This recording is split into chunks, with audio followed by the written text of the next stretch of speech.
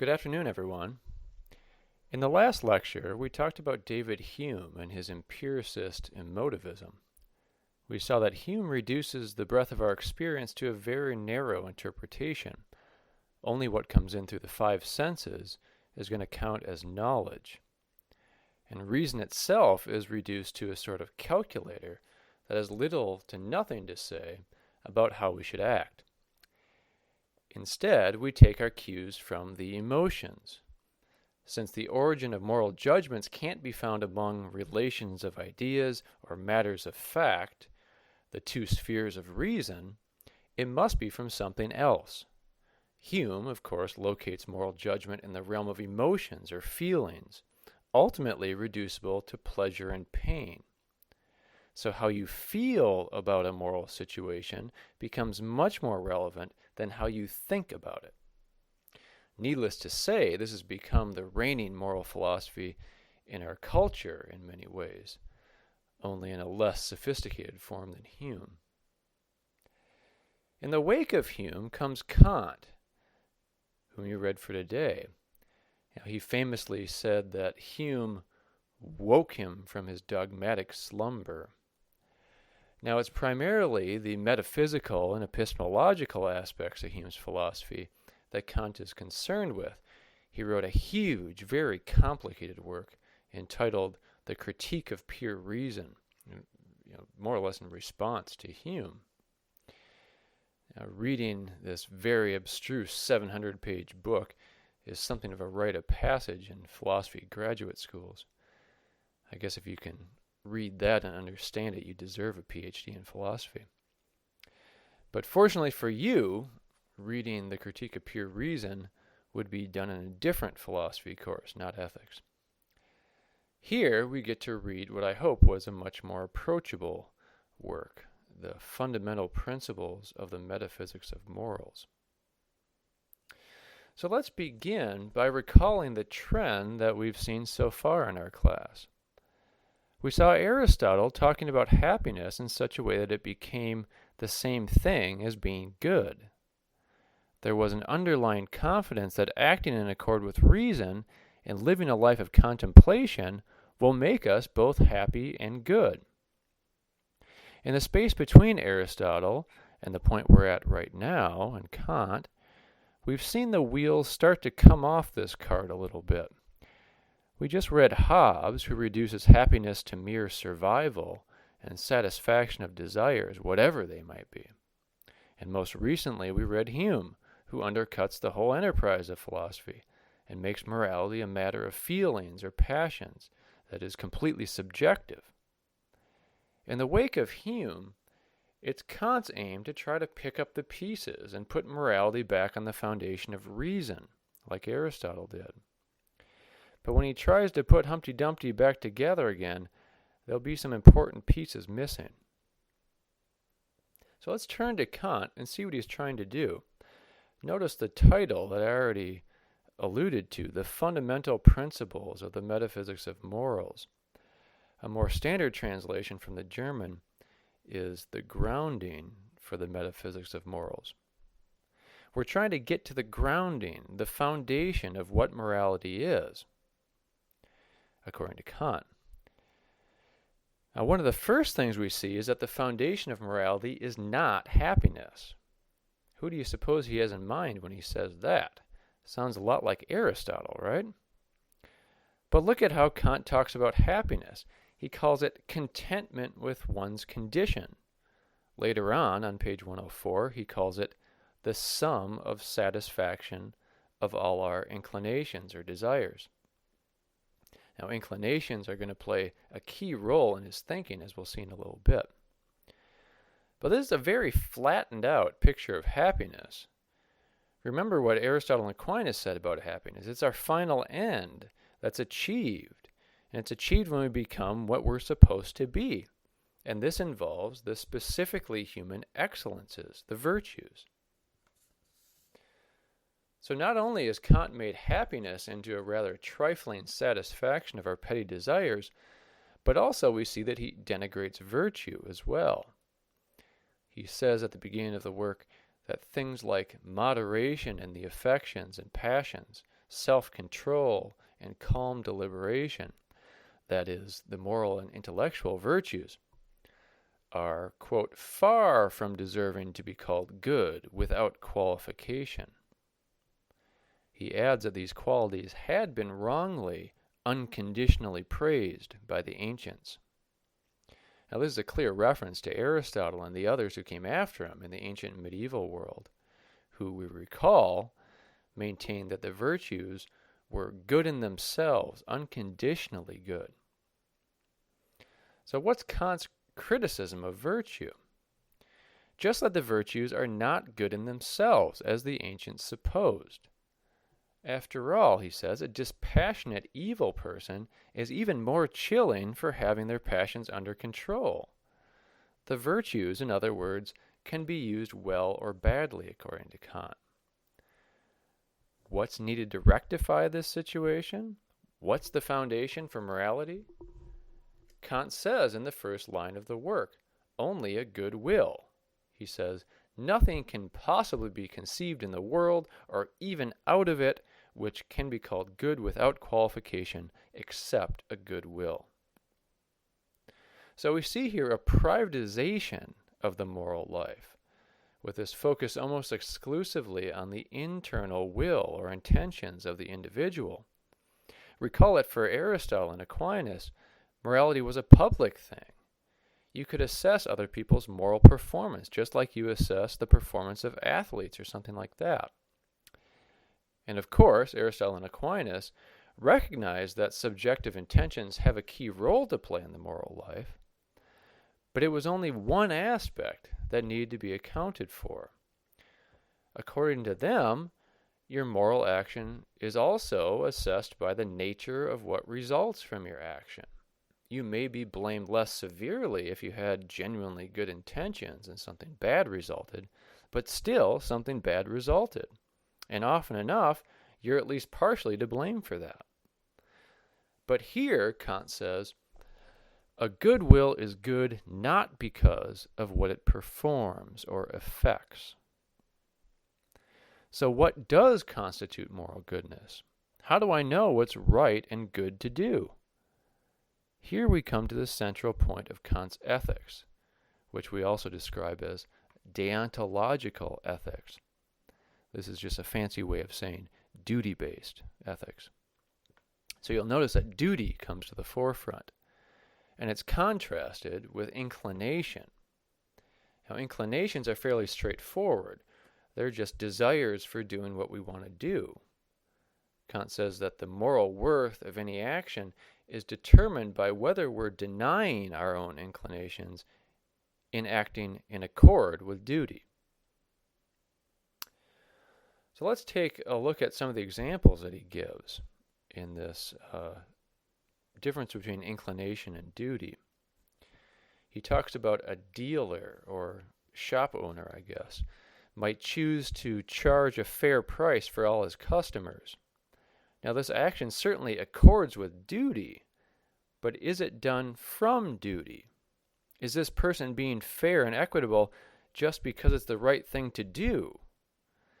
It's not clear when you consider the cliché that honesty is the best policy, as they say. It's in the shop owner's best interest to treat his customers fairly. He has an inclination to do so. So even though he's acting in accord with duty, his action has little moral worth in this situation. In contrast, let's take the other example that Kant brings up, preserving one's own life. Now, this is so basic, and each of us is so naturally inclined to do this, that it rarely has any moral worth. We don't praise or congratulate someone for keeping themselves alive and not committing suicide, right? But what if, as he says, adversity and hopeless sorrow have completely taken away the relish for life? Now the inclination of the person is to end their life because it seems very hopeless and painful. In this case, he claims, the restraint from ending one's life is morally praiseworthy because the person is acting against their inclinations and in accord with duty. By the same token, he says, Someone who's naturally what he calls sympathetically constituted and enjoys spreading joy to everyone is not necessarily morally praiseworthy.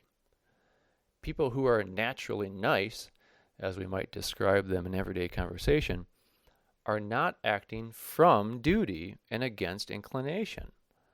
Unless, of course, they're having a bad day, I suppose, and don't feel like being kind and joyful. So there's a big difference between acting in accord with duty and acting from duty. You can do a lot of good and proper things. You can act in accord with duty, but if the act doesn't derive from duty, then it has little moral worth, according to Kant. Now, his concern in all this seems to be that our real motivations can be very difficult to get straight. So let's take an example. Let's say you promised to take your little brother to the circus, and you had nothing going on that day, and you love circuses. If you take your brother to the circus under these conditions, can you really be sure that you were doing it because of the promise you made to him, and not because you just have nothing else to do, and you like to go to circuses anyway? Now let's change the scenario a bit. Let's say that you promise to take your little brother to the circus, but then your friends call and want to go out to a movie or something you'd enjoy doing. And let's say additionally that you're terrified of clowns, like most normal people, and that you hate circuses. If you take your brother under these conditions, it becomes clear that you're doing it for the right reasons, and that your action has moral worth, as Kant puts it. But notice how this undercuts Aristotle and Aquinas again. According to them, someone who's truly virtuous enjoys doing what's right. And that's even better than someone who does the right thing and is pained by it. That's a possibility that Kant doesn't really consider, that someone might truly enjoy acting in accord with duty, and that fact alone would make them a better person than the one who does good and doesn't enjoy it. Now, Kant's reference to Scripture here is interesting. As a pious Protestant, he presumably takes Scripture pretty seriously. But he said that Scripture commands us to love our neighbor and our enemies with a reluctant love that goes against our inclinations. He says, "For love, as an affection, cannot be commanded, but beneficence, for duty's sake, may, even though we are not impelled to it by any inclination, nay, are even repelled by a natural and unconquerable aversion." So this practical love, as he calls it, is seated in the will, not our senses.